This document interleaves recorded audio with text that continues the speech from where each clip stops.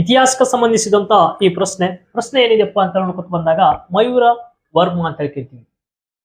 ಈ ಮಯೂರ ವರ್ಮ ಅನ್ನೋಕ್ಕಿಂತ ಮುಂಚೆ ಈತನನ್ನ ಮಯೂರ ಶರ್ಮ ಅಂತ ಕೂಡ ಏನ್ ಮಾಡ್ತಿದ್ವಪ್ಪ ಅಂದ್ರೆ ಕರ್ಕೊತಿದ್ದೇವೆ. ಹಾಗಾದ್ರೆ ಈ ಮಯೂರ ವರ್ಮ ಮಯೂರ ಶರ್ಮ ಯಾರು ಅಂತ ನೋಡಿದಾಗ ಅಚ್ಚ ಕನ್ನಡದ ಮೊಟ್ಟ ಮೊದಲ ಪ್ರಥಮ ಚಕ್ರವರ್ತಿ ಅಂತ ಹೇಳ್ತಿರ್ತೇವೆ. ಕದಮ ಮನೆತನದ ಸ್ಥಾಪಕ ಅಂತ ಹೇಳಿ ನಾವೇನ್ ಮಾಡ್ತೀವಪ್ಪ ಅಂದ್ರ ಎಲ್ಲರಿಗೂ ಗೊತ್ತಿದೆ. ಕರ್ನಾಟಕದ ಪ್ರಥಮ ಚಕ್ರವರ್ತಿ ಅಂತ ಕೂಡ ನಾವು ಕರಿಕೋಬಹುದು.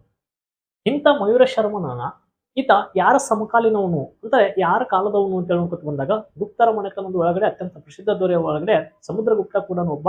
ಹೀಗಾಗಿ ಈತ ಸಮುದ್ರಗುಪ್ತನ ಸಮಕಾಲೀನ ದೊರೆ ಅಂತ ಹೇಳಿ ಕೂಡ ನಾವು ಕರ್ಕೊತೀವಿ. ಹಾಗಾದ್ರೆ ಈ ಮಯೂರ ವರ್ಮ ರಾಜ್ಯನಾಗಕ್ಕೆ ಒಂದು ಸ್ಟೋರಿ ಇದೆ. ಅದು ಯಾವಾಗಪ್ಪ ಅಂತಂದಾಗ ಪಾಲಾರ ಅಂತ ಹೇಳಿ ಒಂದು ನದಿ ಕಂಡು ಬರ್ತದೆ.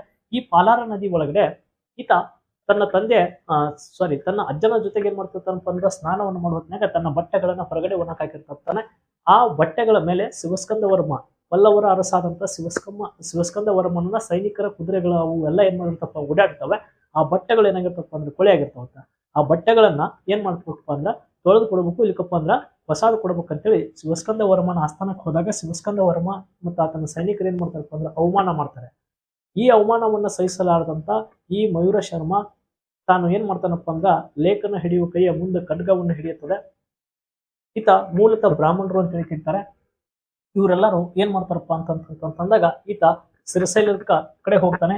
ಹೋಗಿ ಅಲ್ಲಿ ಗುಡ್ಗಾಡು ಜನರನ್ನ ಸಂಘಟನೆ ಮಾಡ್ಕೊಂಡು ಕೂಟ ಯುದ್ಧಗಳನ್ನ ಏನ್ ಮಾಡ್ತಾನಪ್ಪ ಅಂದ್ರ ತಯಾರಿ ಮಾಡ್ತಾನೆ. ಆ ಸೈನಿಕರಿಗೆ ತರಬೇತಿಗಳು ಕೊಟ್ಟು ಕೂಟ ಯುದ್ಧಗಳನ್ನ ಬೃಹತ್ ಸೈನ್ಯನ ಕಟ್ಟಿ ಇದೇ ಶಿವಸ್ಕಂದ ವರ್ಮನ ಪಲ್ಲವರ ಅರಸಾದಂತ ಶಿವಸ್ಕಂದ ವರ್ಮನ ಮೇಲೆ ದಾಳಿ ಮಾಡಿದಾಗ ಅವಾಗ ಶಿವಸ್ಕಂದ ವರ್ಮ ಏನ್ ಮಾಡ್ತಾನಪ್ಪ ಅಂದ್ರೆ ಸೋತು ತನ್ನ ಒಂದಿಷ್ಟು ಪ್ರದೇಶಗಳನ್ನ ಏನ್ ಮಾಡ್ತಾನಪ್ಪ ಅಂದ್ರೆ ಈತ ಬಿಟ್ಟು ಕೊಡ್ತಾನೆ. ಹೀಗಾಗಿ ಈ ಮಯೂರ ಶರ್ಮ ಇದ್ದಿದ್ದು ಹೋಗಿ ವರ್ಮನಾಗಿ ಏನಾಗ್ತಾನಪ್ಪ ಅಂದ್ರೆ ಕ್ಷತ್ರಿಯನಾಗಿ ಬದಲಾಗಿದ್ದಷ್ಟಲ್ಲದೆ ಕದಮ ಮನೆತನ ಸ್ಥಾಪನೆ ಮಾಡಕ ಇದೊಂದು ಸ್ಟೋರಿ. ಹಾಗಾದ್ರೆ ಈತನ ಸಮಕಾಲೀನ ದೊರೆಗಳು ಯಾರಪ್ಪ ಅಂದ್ರೆ ಬಾಣರು ಅಂತ ಹೇಳ್ತೀವಿ. ಈ ಬಾಣರನ್ನ ಸೋಲಿಸಿ 18 ವಾರಿ ಅಶ್ವಮೇಧ ಯಾಗಗಳನ್ನು ಮಾಡಿದಂತ ದೊರೆ ಅಂತ ಕೂಡ ಕರಿತೇವೆ. ಹೀಗಾಗಿ ಮಯೂರ ಶರ್ಮನನ್ನ ಏನಂದು ಕರಿತಾರಪ್ಪ ಅಂದ್ರೆ ಶಾಸನಗಳಲ್ಲಿ ವೇದಾಂಗ ವೈದ್ಯ ಶಾರದ ಅಂತ ಕೂಡ ಏನ್ ಮಾಡ್ತಾರಪ್ಪ ಅಂದ್ರೆ ಕರೀತಾರೆ.